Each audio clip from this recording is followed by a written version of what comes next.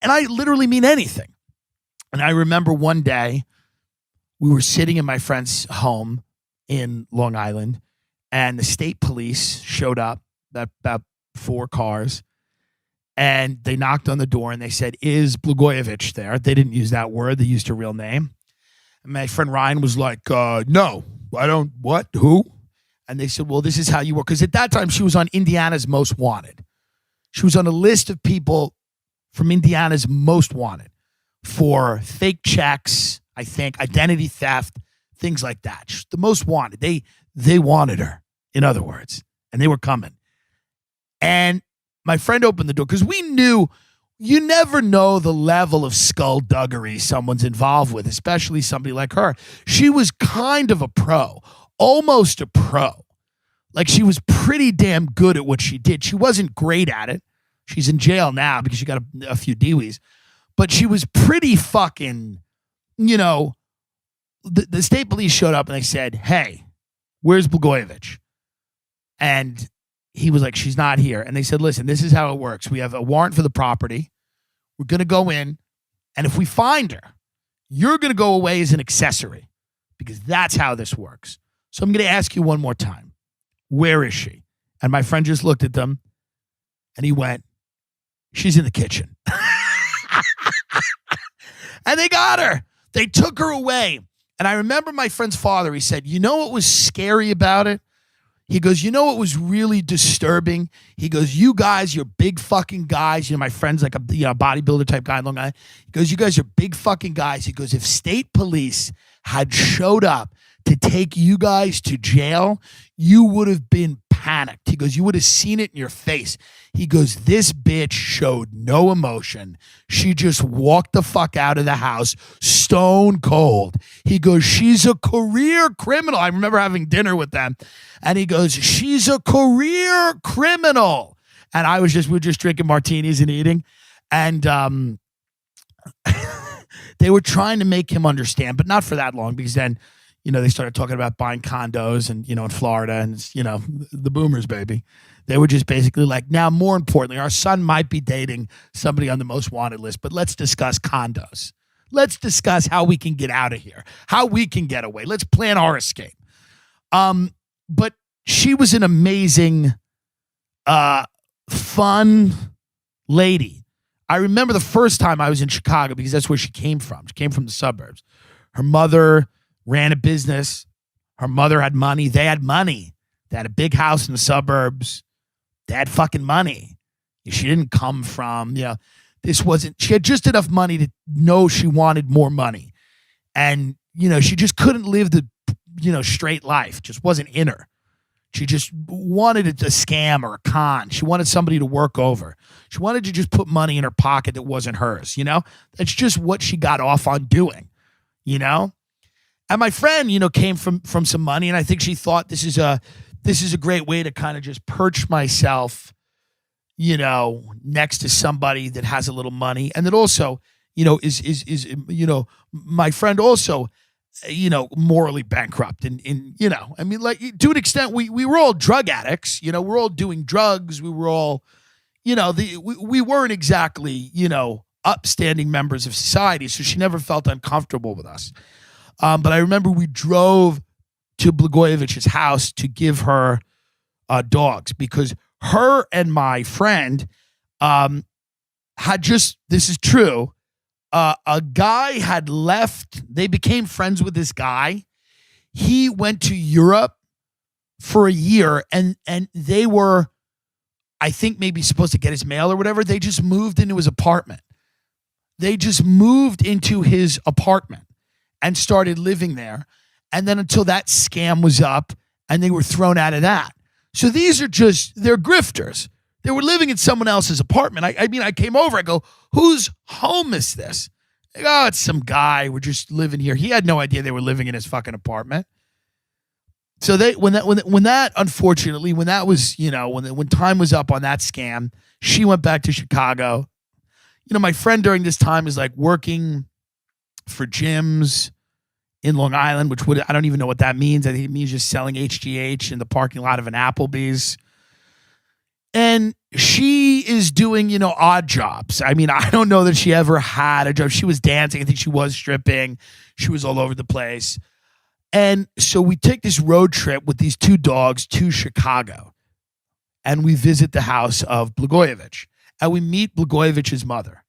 And this woman was wild. 300 pounds if she was a pound. Pack of Marlboro menthol lights. Mocha Frappuccino Grande every day in a big fucking truck. I was in the front seat with her and she was just screaming on a Nextel at somebody. I think she was in trucking or whatever. She was just wild. She was just a tough bitch. And that was Blagojevich's mother. I was like, this is a wild family. Her dad, I don't remember her dad at all, which either means he was like a soft-spoken guy or I don't know. But the mom was the dominant force in the house. A no-nonsense, take-no-prisoners bitch who had built a business. Fuck you. She knows money. She knew her business inside and out. Don't fuck with her type of lady. Respected the hell out of her.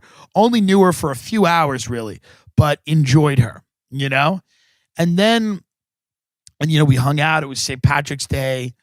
We all got drunk. They dyed the river green, and my friend and me dropped the dogs off, and then we went home, and it was a fucking really interesting relationship to watch. It ended as these things do, my friend started dating another woman from Long Island, and they started doing heroin, and this girl had a few DWs and is serving, I think, almost a decade in prison right now. And it's sad that those things happen, It's unfortunate.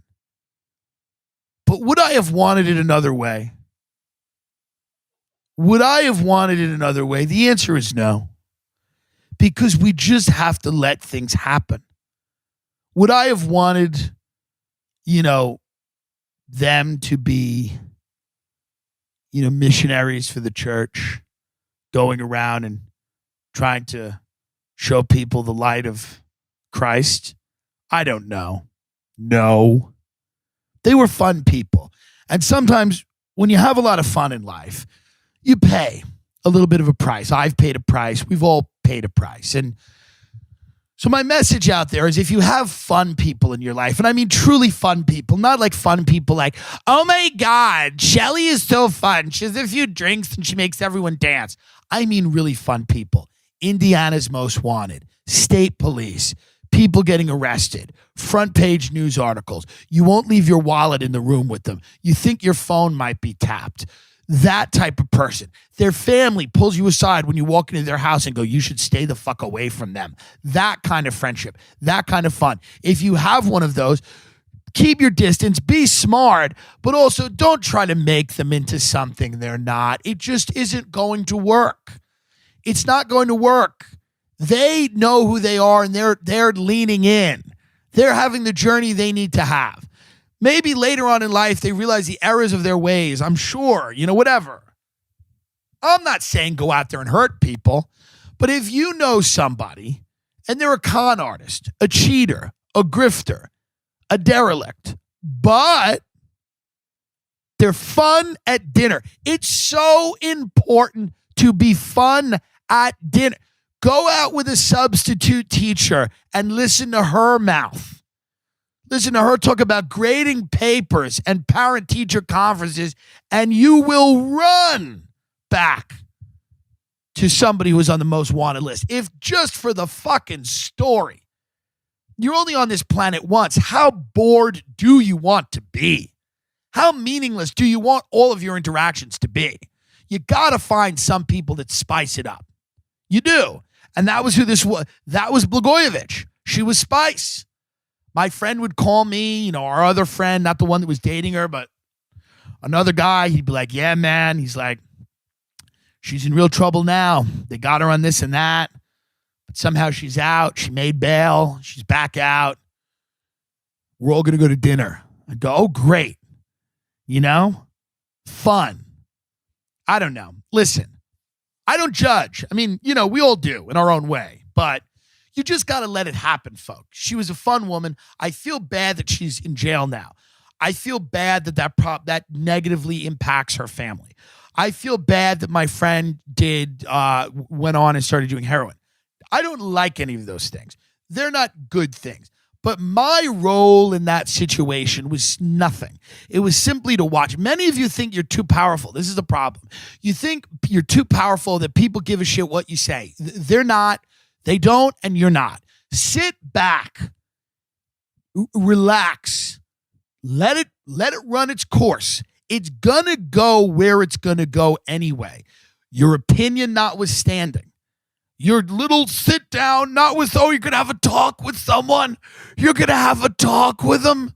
You're going to straighten it out. You're going to go, you should not keep doing coke with this stripper. This has got a hot box and you should. No, you gotta just rein it in and slow it down. You're living stop. You're wasting your time. You're wasting your time. What you say to them is, what, you got some coke on the street? Are you making any money? Let me get involved. Be smart. Obviously, don't be the guy handing people bags, but go in there with a few bucks. See if you can turn your money around. Flip a little money. Yes, I'm telling you, if you get the chance, you should sell cocaine. I'm not serious about that. Or am I? I don't know. I don't know your life. It's not none of it is my business.